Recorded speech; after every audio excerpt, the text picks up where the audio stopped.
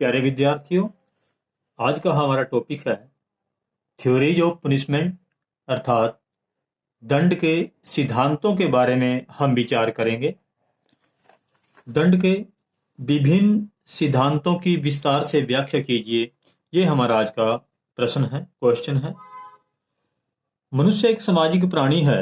वह समाज में रहते हुए समाज द्वारा बनाए गए नियमों का पालन करता है, लेकिन जब वह सामाजिक नियमों का उल्लंघन करने का प्रयास करता है तो समाज ऐसे व्यक्ति को शारीरिक या मानसिक रूप से दंडित करता है।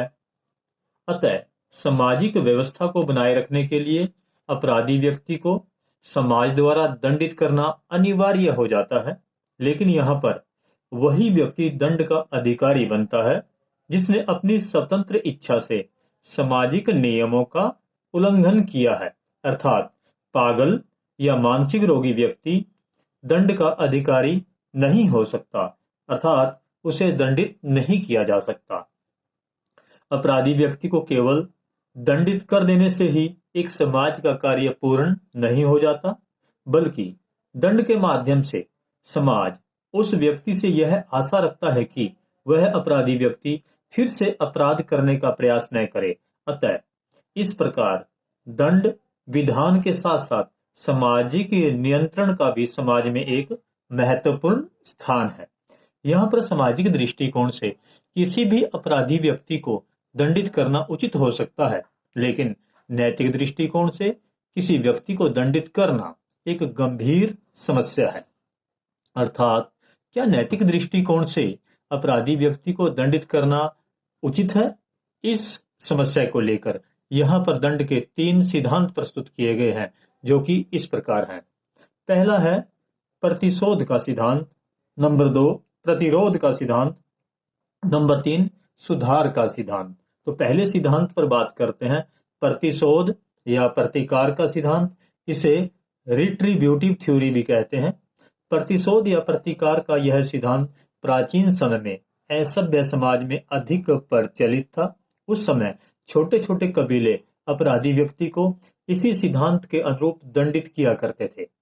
इस सिद्धांत के अनुसार यदि एक व्यक्ति किसी दूसरे व्यक्ति की हत्या करता है तो ऐसी अवस्था में उस कबीले के मुखिया द्वारा दंड स्वरूप उस हत्यारे व्यक्ति को प्राणदंड देने का अधिकार था। अर्थात इस सिद्धांत का मुख्य उद्देश्य यह है कि अपराधी व्यक्ति को उतना ही दंड दिया जाए जितना कि उसने दूसरे व्यक्ति को कष्ट पहुंचाया है। इस आधार पर यह सिद्धांत बदले की भावना पर आधारित था, अर्थात यह सिद्धांत जैसे को तैसा का समर्थक था।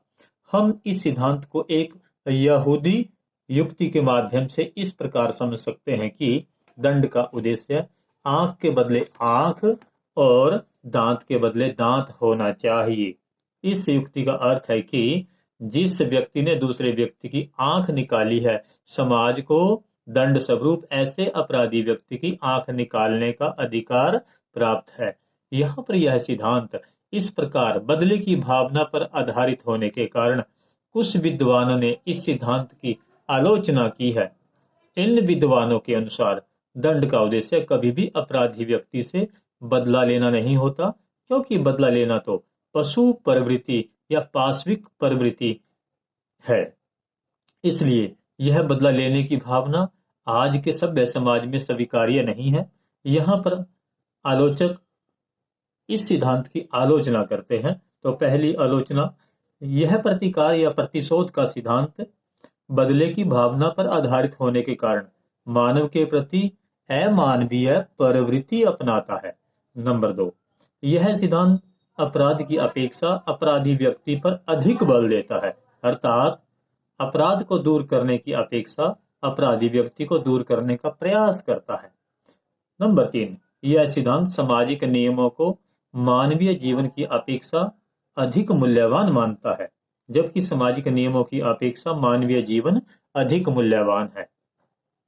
तो इस प्रकार इन आलोचनाओं से यह प्रतीत होता है कि दंड का उद्देश्य अपराधी व्यक्ति से बदला लेना नहीं, बल्कि अपराधी व्यक्ति का सुधार करना होना चाहिए, जिसके कारण आज का वर्तमान समाज इस सिद्धांत को स्वीकार नहीं करता। अब दूसरा सिद्धांत देखते हैं हम दंड का, सेकंड या दूसरा सिद्धांत प्रतिरोध, या इसे हम डिट्रेंट थ्योरी भी कहते हैं। प्रतिरोध या अवरोध का सिद्धांत, इसे निवर्तन का सिद्धांत भी बोलते हैं। तो प्रतिरोध या अवरोध का सिद्धांत, इस सिद्धांत को अवरोधक या निवर्तन का सिद्धांत भी कहा जाता है।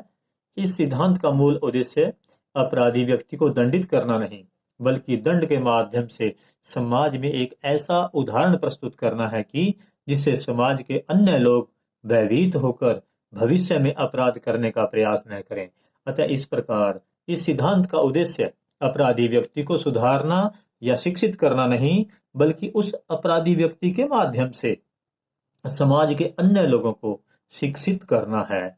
इस सिद्धांत को एक न्यायाधीश के शब्दों में इस प्रकार प्रस्तुत कर सकते हैं कि अपराधी व्यक्ति को दंड इसलिए नहीं दिया गया कि उसने भेड़ों की चोरी की है, बल्कि उसे इसलिए दंडित किया गया है कि भविष्य में किसी अन्य व्यक्ति के द्वारा भेड़ चुराने का प्रयास न किया जाए। अर्थात यहाँ पर इस सिद्धांत के अंतर्गत अपराधी व्यक्ति को दंडित करने का मूल लक्ष्य उस अपराधी व्यक्ति को नहीं, बल्कि समाज के अन्य लोगों को शिक्षित करना है।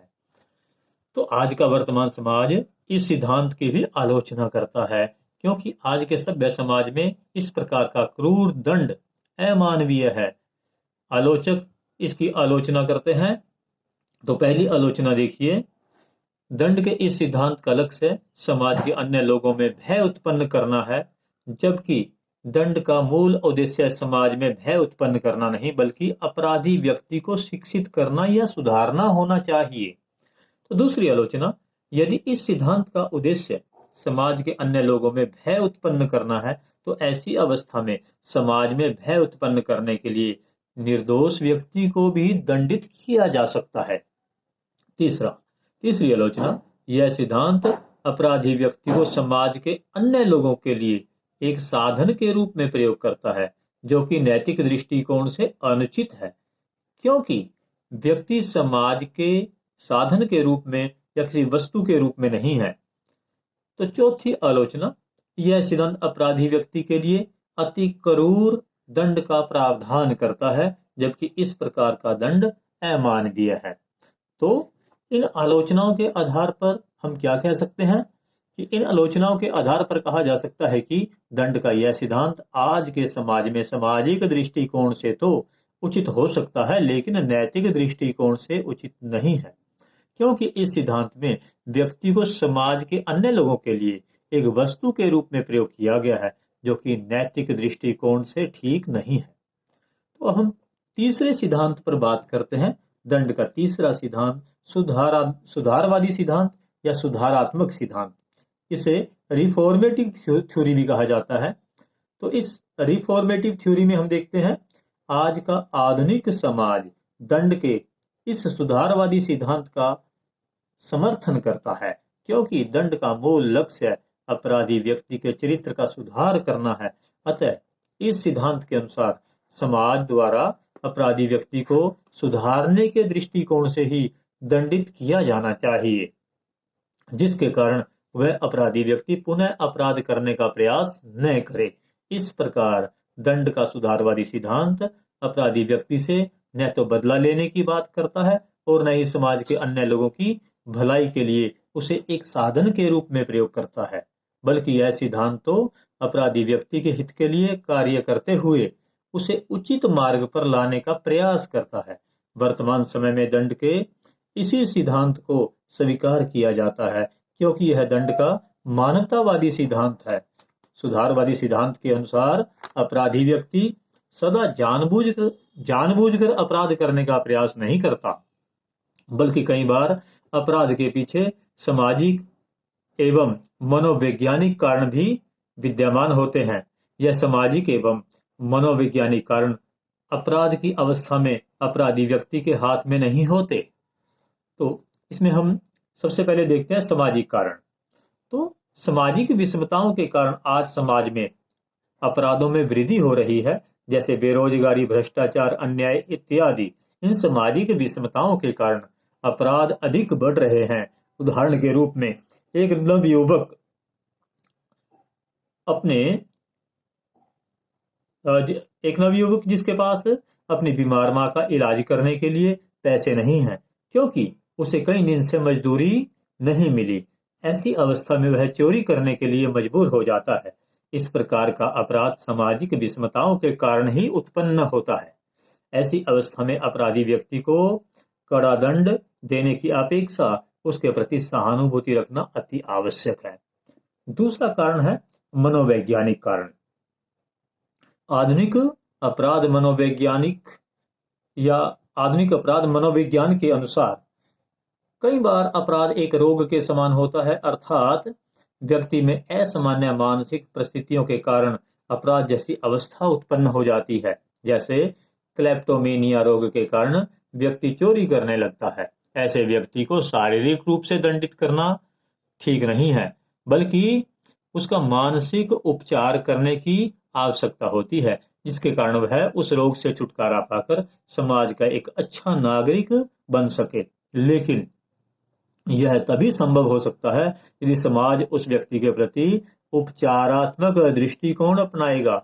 लेकिन दंड का सुधारात्मक सिद्धांत इस पक्ष में भी नहीं है कि अपराधी व्यक्ति को बिल्कुल भी दंडित न किया जाए, अर्थात अपराधी व्यक्ति को दंडित तो अवश्य किया जाना चाहिए, लेकिन वह दंड सुधारात्मक दृष्टिकोण से ही होना चाहिए, क्योंकि ऐसे सुधारात्मक दंड के रूप में प्राप्त कष्ट अपराधी व्यक्ति के स्वभाव में परिवर्तन ला सकता है, जिसके कारण वह पुनः अपराध करने का प्रयास नहीं करेगा।